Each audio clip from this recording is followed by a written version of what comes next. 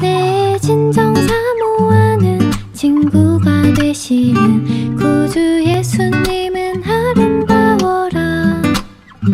산 밑에 백합화요 빛나는 새벽별 주님 영원할 길 아주 없도다. 내 맘이 아플 적에 큰 위로 되시며 나 외로울 때 좋은 친구라. 주는 저 산 밑에 백합 빛나는 새벽별 이 땅 위에 비길 것이 없도다.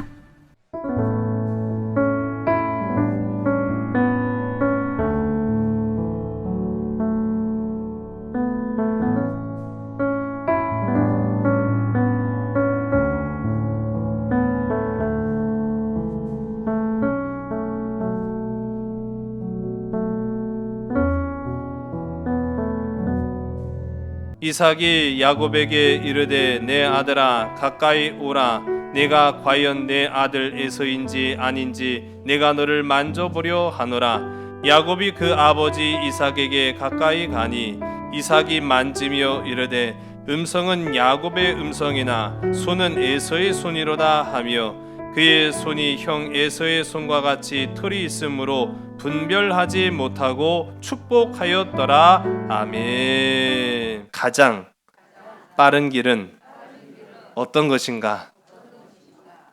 뭐 여러 가지 의미의 질문이 될 수도 있습니다.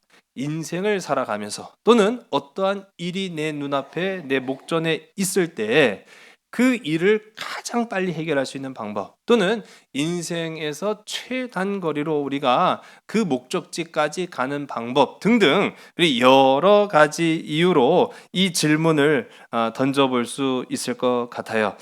저 어렸을 적에 우리나라의 역사를 배우면서 우리나라가 이제 과거 삼국으로 나뉘어졌을 때 우리 지도를 보시면은 위로는 고구려, 또 서쪽으로는 백제, 동쪽으로는요 우리 신라, 맨 밑에 가야가 있는데 이 가야라는 나라는 또 금방 또 역사 속에 이제 사라지고 신라로 이제 통합이 되지요.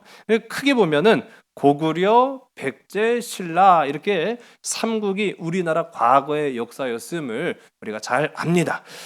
그런데 이 세 나라가 동시에 나타난 게 사실은 또 아니잖아요. 순서가 또 있었어요. 그래서 이 순서대로 이렇게 나열을 하게 되면은 고구려가 2세기, 백제가 3세기, 신라가 4세기. 조금 이 한 세기씩 이제 틈을 사이를 두고 차츰차츰 이 나라의 기틀을 마련하는 그런 모습들을 보게 됩니다. 여기서 우리가 이제 볼 것은요, 그 순서예요. 고구려, 백제, 신라 그 순서로 이렇게 나라의 기틀을 마련했다라는 걸 이제 보게 되는데, 그런데 또 이 각 나라들이 전성기를 맞을 때가 있었잖아요. 그러면 그 전성기를 맞을 때는 또 어떤 순서였느냐라고 보면은 가장 먼저 이 삼국 가운데 고구려, 백제, 신라 이 세 나라 가운데 가장 먼저 전성기 꽃을 피운 나라는 바로 백제였습니다. 백제가 4세기. 그 다음은 어디였을까요? 네, 고구려였어요. 맞습니다. 백제 다음에 고구려가 꽃을 피웠는데 그때가 5세기. 그리고 마지막으로 신라가 6세기. 그렇게 해서 나라의 기틀을 마련된 순서와 달리 또 이 꽃을 피운 전성기를 보게 되면은 백제가 먼저였고 그 다음에 고구려 그리고 맨 마지막이 또 신라. 공통점은 또 있긴 있네요. 자, 근데 여기에서 제가 이 역사 이야기를 하려는 건 사실은 아니고요. 의문이 한 가지 생겼어요. 아니, 이 세 나라가 물론 동시에 출발한 건 아니지만은 기틀을 마련한 순서는 고구려가 먼저인데 왜 어떻게 가장 먼저 꽃을 피운 이 나라는 백제였을까라고 보니까요. 찾아보니까 그 이유가 이 백제가 끼고 있는 지역을 우리 주목해 보시면 알 것 같아요. 이 백제가 있는 쪽이 바로 어디입니까? 한강을 끼고 있는 곳이에요. 우리 지금 수도인 서울도 한강을 중심으로 있는 것처럼 이 백제가 한강을 끼고 있었기 때문에 그 한강을 통해서 얻어지는 이 유익이 굉장히 컸다라는 것을 보게 되는 거죠. 그 이후로 백제가 가장 먼저 꽃을 피웠다. 그러면 우리 지도만 보더라도 아는 것처럼 이 면적으로 치면은 고구려가 제일 큰 거 아니겠어요? 근데 고구려는 점점 약해집니다. 그 왜 또 고구려는 또 약해졌을까?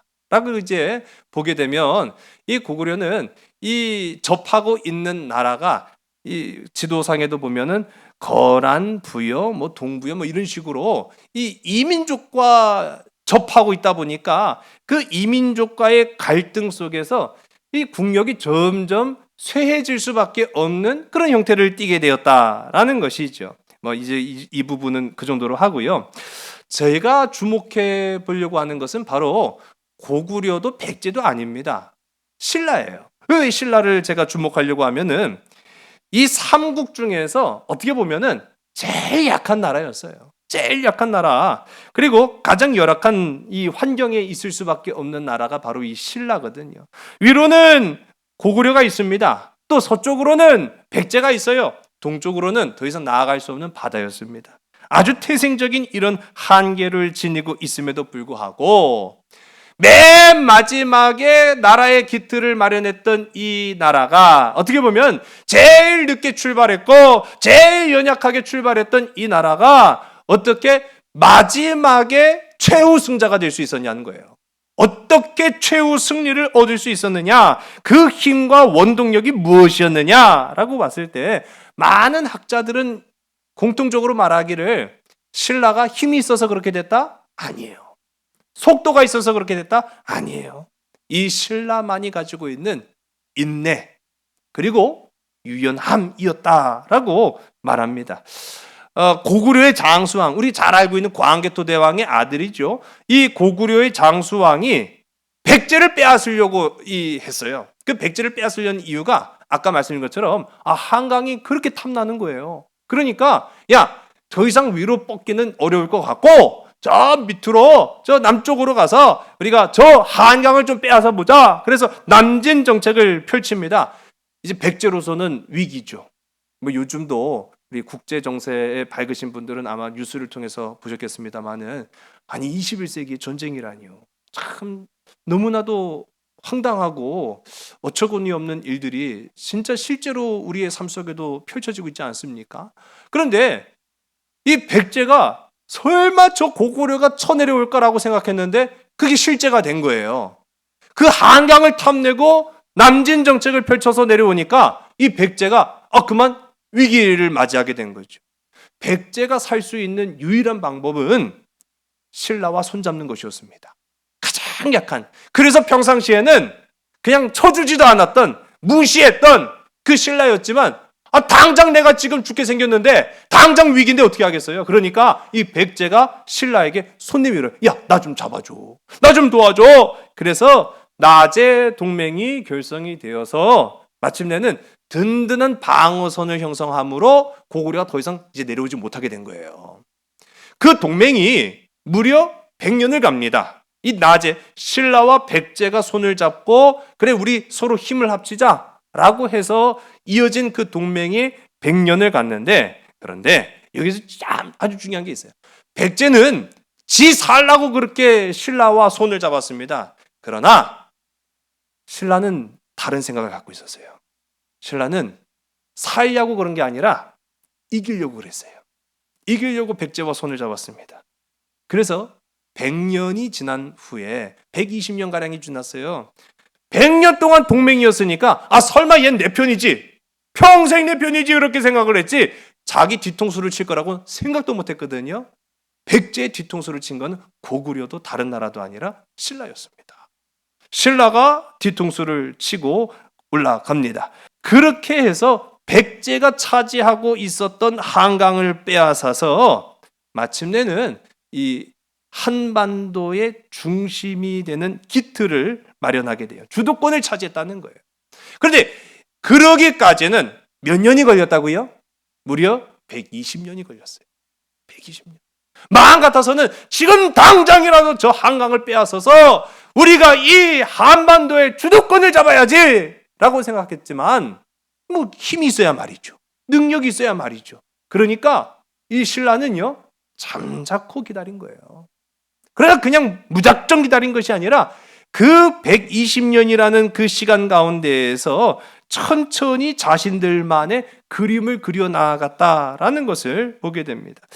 저는 여기서 그러니까 이 신라가 어떻게 보면 이 삼국 가운데 가장 연약하고 가장 늦게 출발했는데도 불구하고 가장 아름다운 꽃을 피우고 최후 승자가 되었다라는 것, 누가 먼저 출발했느냐가 중요한 것이 아니라 우리가 어떻게 그 길을 걸어가느냐, 그래서 마침내는 그 목적지에 도착하느냐, 그것이 바로 우리 인생의 가장 중요한 부분이 아닌가라는 그런 생각을 해보게 됩니다. 이 말씀을 우리가, 이 이야기를 우리의 삶, 우리의 신앙으로 한번 대입해 볼 수도 있어요. 마음 같아서는요, 당장 그 목적을 이루고 싶어요. 마음 같아서는요, 당장 그 일을 해결하고 싶어요. 그러나 자칫 잘못했다가는 그냥 너무 서둘러서 너무 조바심으로 인해서 일을 그르치거나 또 내가 뜻하고 계획했던 대로 안 될 수가 있잖아요. 그때는 우리가 달리 방법이 없어요. 인내와 유연함을 가지고 그 일을 대비해 나아가는 것이다라는 거죠. 오늘 우리가 함께 읽은 이 본문의 말씀 가운데도 보면 야곱이라는 한 인물을 우리가 봅니다. 쌍둥이로 태어났어요. 그런데 자기의 의지와 상관없이 쌍둥이, 그 1분 차이도 아니에요. 몇 초 차이에 불과한데 내가 둘째로 태어나고 말았습니다. 그래서 장자가 될 수 없었다라는 거죠. 우리가 하나님의 말씀에서 이 모든 야곱이 가지고 있는 태생적인 어려움, 난관이 다 극복된다라는 것을 발견할 수 있잖아요. 하나님께로 소망이 있음을 발견하는 저와 여러분 되길 간절히 소원합니다.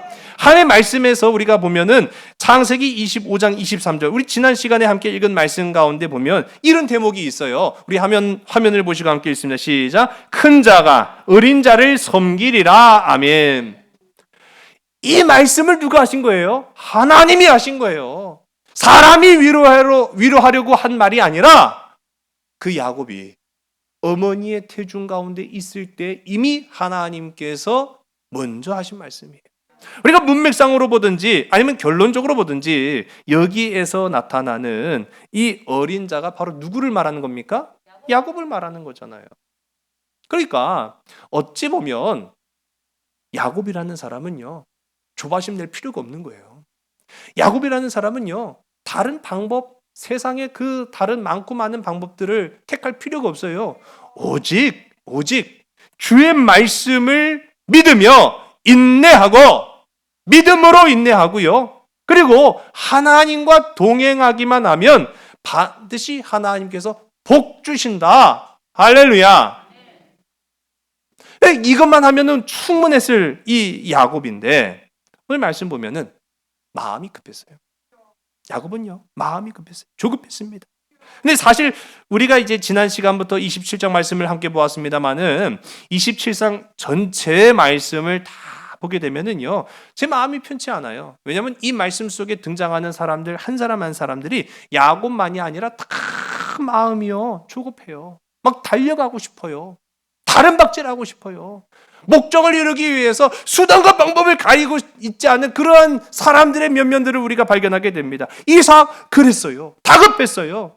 리브가 다급했어요. 에서 다급했어요. 야곱 다급했습니다. 오늘 이 이야기 가운데 먼저 이삭, 나이가 많아요. 눈이 어두워지고 이제 차츰차츰 내가 죽을 날이 가까웠구나 라는 생각이 들어서 에서를 부릅니다. 한시라도 빨리 이 에서에게 장자의 축복을 해주고 싶은 마음이 굴뚝 같았던 거예요.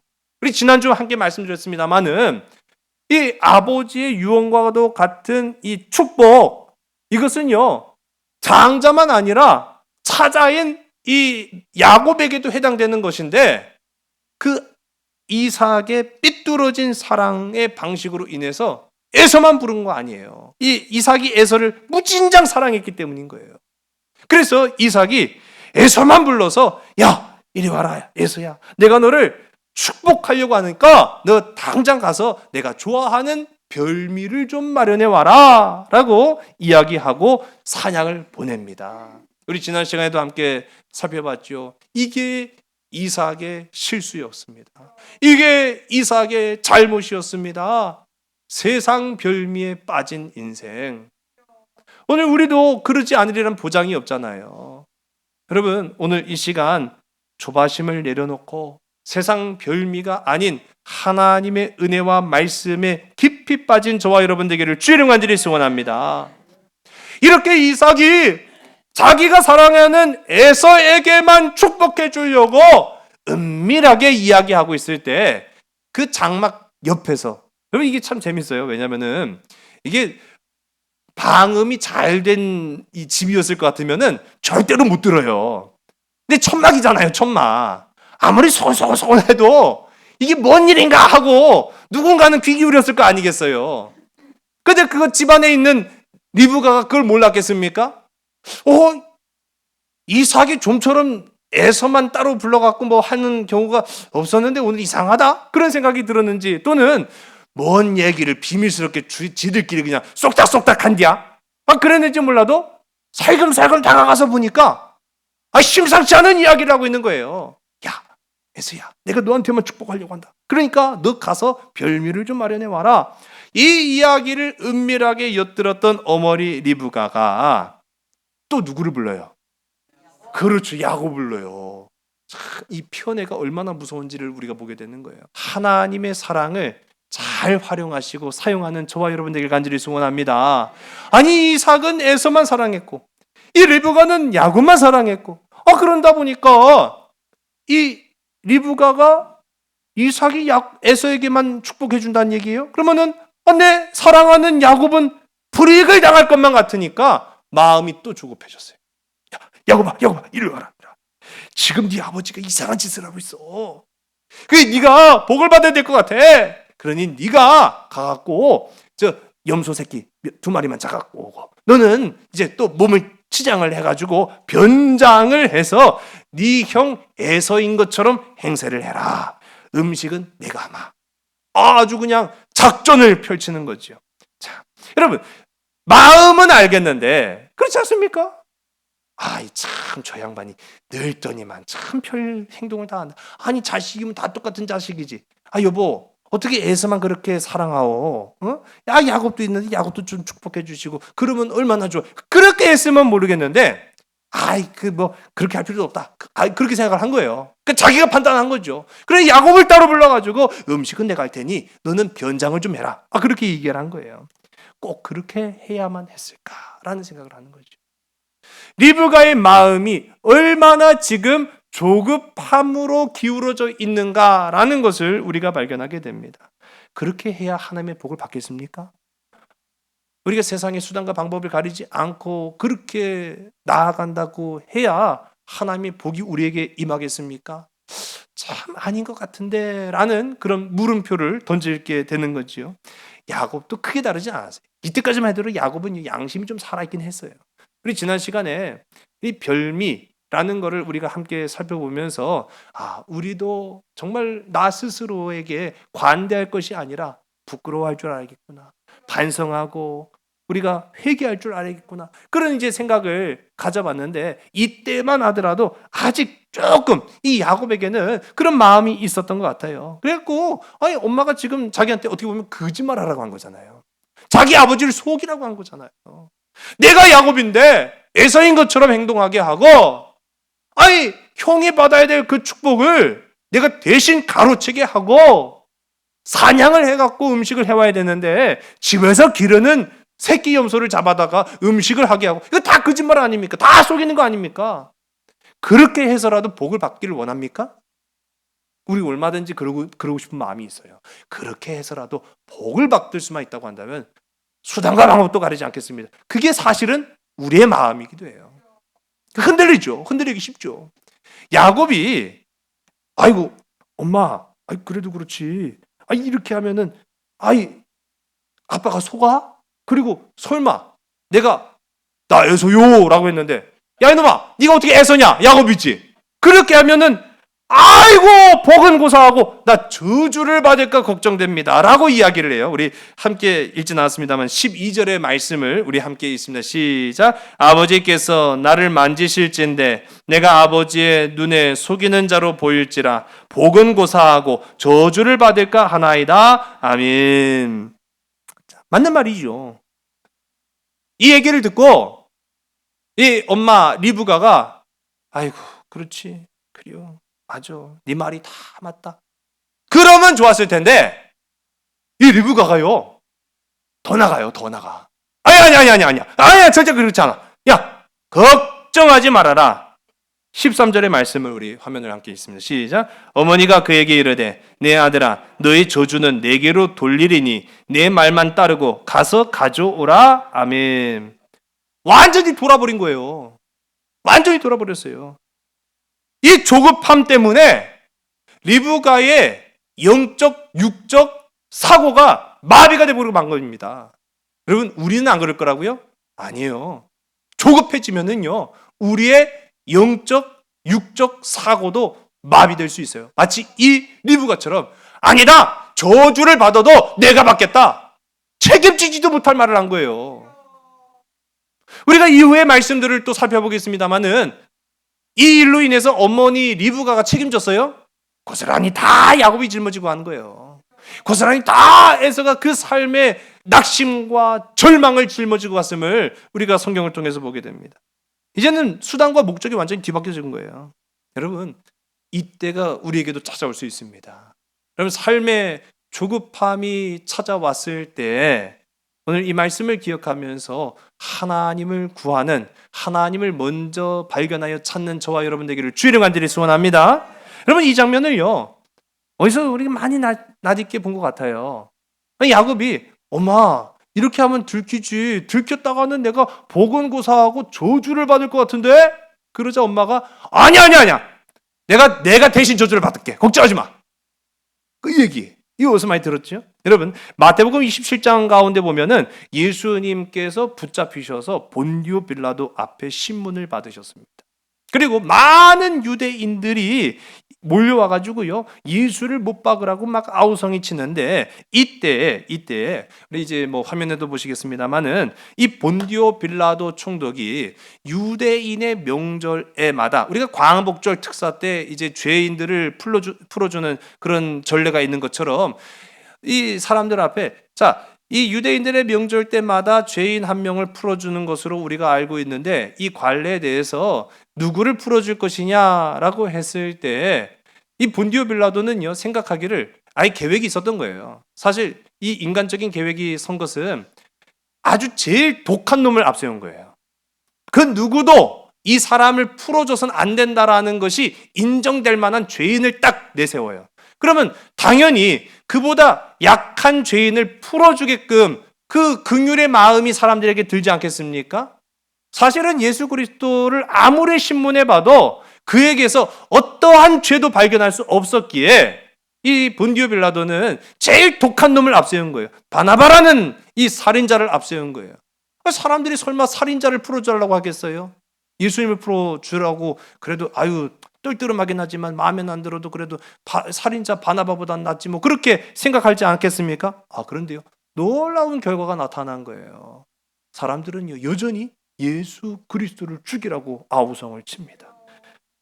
당황한 거는요, 오히려 본디오 빌라도 자신이었어요. 본디오 빌라도가 아니 이게 무슨 일이야 라고 하면서, 오늘 우리가 함께 읽지 않았습니다만은 성경 가운데도 보면은 이게 어찌미냐 라고 되묻기까지 해요. 이게 어떤 상황이야 이렇게 되묻기까지 합니다. 이때 유대인들이 본디오 빌라도에게 한 말이 있어요. 마태복음 27장 25절 가운데 우리 화면을 보시고 함께 했습니다. 시작. 그 피를 우리와 우리 자손에게 돌릴지어다. 내가 책임지겠습니다. 예수를 못 박으시오. 그 저주를 내가 받겠습니다. 진짜로 받았죠. 이스라엘은 이후로 나라를 잃어버리게 됐고 유리방황할 수밖에 없고 수없이 많은 사람들이 전쟁의 희생양으로 죽임을 당했어요. 누구의 말 때문에요? 자신들의 그 책임지지 못할 분별 없는 마음, 그 말 때문에 이렇게 되고 말았어요. 여러분, 마음의 조바심으로 우리의 마음이 기울어지니까 결국은 이와 같은 비참한 역사가 계속적으로 이루어지는 것을 보게 됩니다. 왜 이런 결정, 왜 이런 행동, 왜 이러한 말들이 나타날 수밖에 없을까라고 하면 바로 분별하지 않았기 때문이다 라는 거예요. 분별하지 않았다. 여러분이 한번 따라해보세요. 분별해야 합니다. 여러분, 분별해야 합니다. 우리가 이 세상을 살아가면서 하나님의 자녀로서 분명히 해야 될 것이 있습니다.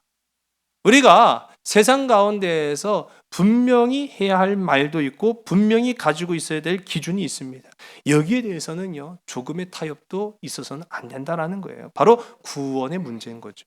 구원의 문제 앞에서는요, 분별해야만 합니다. 인생의 가장 빠른 길은요, 힘과 능력, 속도와 조급함으로 가는 것이 아니라 분별할 때 가능하다라는 것을 이 이삭과 리브가 야곱과 에서의 가정을 통해서도 우리에게 분명히 보여주고 있다는 거예요. 결국 야곱이 아버지한테 복을 받아요. 장자의 복을 받았습니다. 속여서 받은 복이에요. 수단과 방법을 가리지 않고 취한 복이에요. 그러나 그 결과는 좋지 않았습니다. 왜요? 이건 하나님의 뜻도 하나님의 방식도 아니었기 때문이라는 거죠. 우리 다시 한번 우리 집으로 가셔가지고요, 창세기 27장 말씀을 쭉 한번 읽어보시기 바랍니다. 창세기 27장 그 어디에도 하나님이 나타나신 적이 없어요. 또 그 어디에도 이게 어떻게 보면은 가정적으로 보면은 위기잖아요. 어려움이잖아요. 한 개인으로도 위기고 가정으로도 위기 아닙니까? 그때 위기가 찾아왔을 때 우리는 누구를 찾습니까? 그 위기와 어려움과 문제를 해결할 줄 분을 찾는 거죠. 바로 우리 인생의 해결자가 되시는 하나님을 찾는 거 아니겠습니까? 그 오늘 말씀 가운데 야곱도 에서도 이삭도 리브가도 그 누구도 하나님께 이 문제에 관해서 묻는 말이 나타나지 않아요. 모두가 자신의 판단대로 행동하고 말할 뿐이었다라는 것을 보게 됩니다. 그 결과는 슬픔과 비극과 분노와 좌절이었다. 여러분, 분명합니다. 오늘 말씀의 핵심은 바로 이것입니다. 마음이 조급해서 우리의 마음이 어느 한쪽으로 죄악으로 기울어지지 않기 위해서는 분별해야 한다라는 사실이에요. 오늘 우리 지난 시간에 읽었죠. 1절의 말씀을 보겠습니다. 시작. 이삭이 나이가 많아 눈이 어두워 잘 보지 못하더니 맏아들 에서를 불러 이르되 내 아들아 하매 그가 이르되 내가 여기 있나이다 하니 아멘. 이 이삭이 나이가 많아서 눈이 어두워졌다. 그런데 지난 시간에도 제가 말씀드렸습니다. 눈만 어두워진 것이 아니라 판단력도 어두워졌고 분별력도 어두워졌어요. 그러니까 세상 별미의 마음을 다 빼앗기니까 그 마음에는 이제 뭐만 찾아온 거예요? 영적 어두움만 찾아와서 그 영적 어두움에 빠져있는 이삭의 모습을 우리가 보게 되는 거죠. 한마디로 말하면 분별하지 못했다라는 거예요. 리브가 어떻습니까? 그 야곱이라는 자기 사랑하는 아들에게 그 사랑이 가야 되는데 그거 빼앗길까봐 조바심 내고 염려해서 이 리브가에게는요, 무엇이 별미였을까요? 그 자식 야곱이 별미였어요. 그 자식 야곱을 자신의 인생의 별미로 생각한 나머지 하나님의 뜻을 따르지 않고 조급해서 분별하지 못했던 그런 모습들을 봅니다. 야곱이 이제 이 형처럼 분장을 했지요.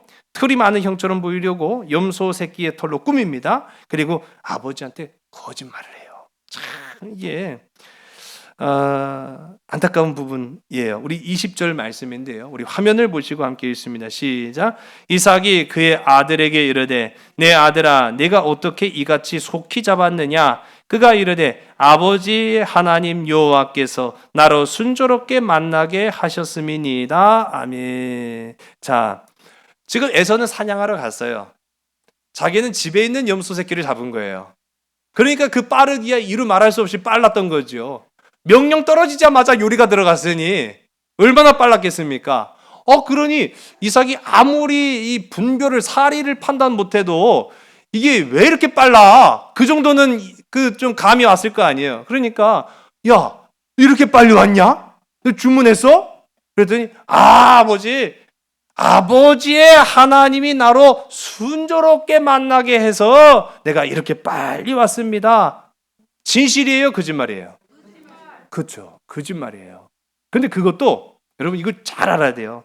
이 말씀으로 우리가 기억해야 될 것이 그리스도인들이 할 수 있는 중범죄 중에 하나입니다.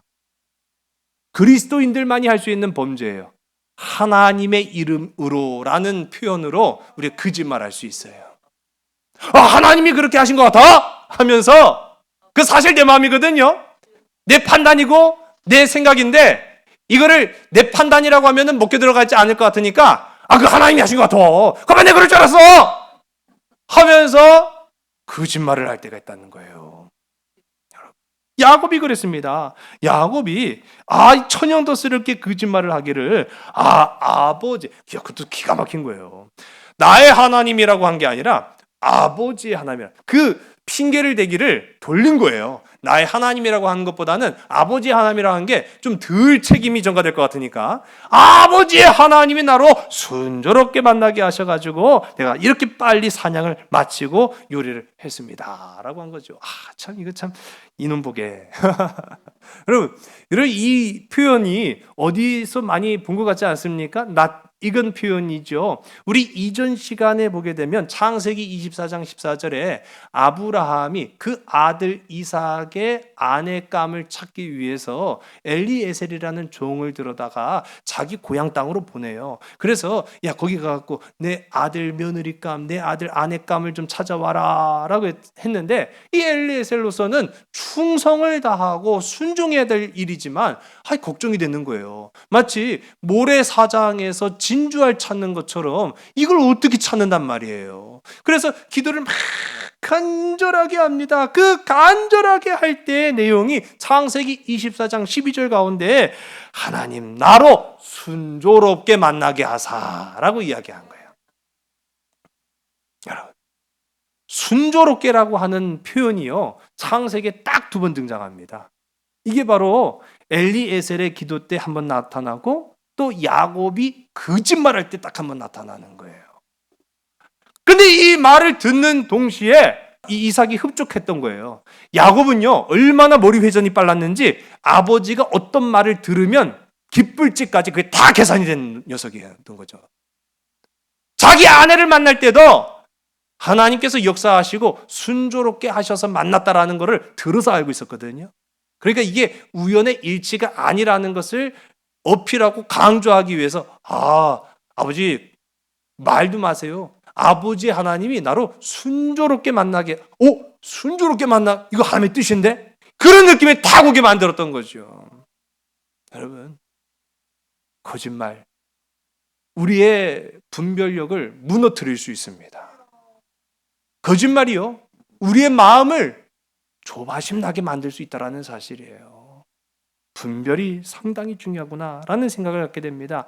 이삭이 의심은 같지만 그래도 어쨌든 간에 그래? 하고 이렇게 이야기를 진행을 하는데요. 우리 21절과 22절의 말씀을 우리 함께 우리 성경을 통해 보겠습니다. 시작. 이삭이 야곱에게 이르되 내 아들아 가까이 오라. 내가 과연 내 아들 에서인지 아닌지 내가 너를 만져보려 하노라. 야곱이 그 아버지 이삭에게 가까이 가니 이삭이 만지며 이르되 음성은 야곱의 음성이나 손은 에서의 손이로다 하며 아멘.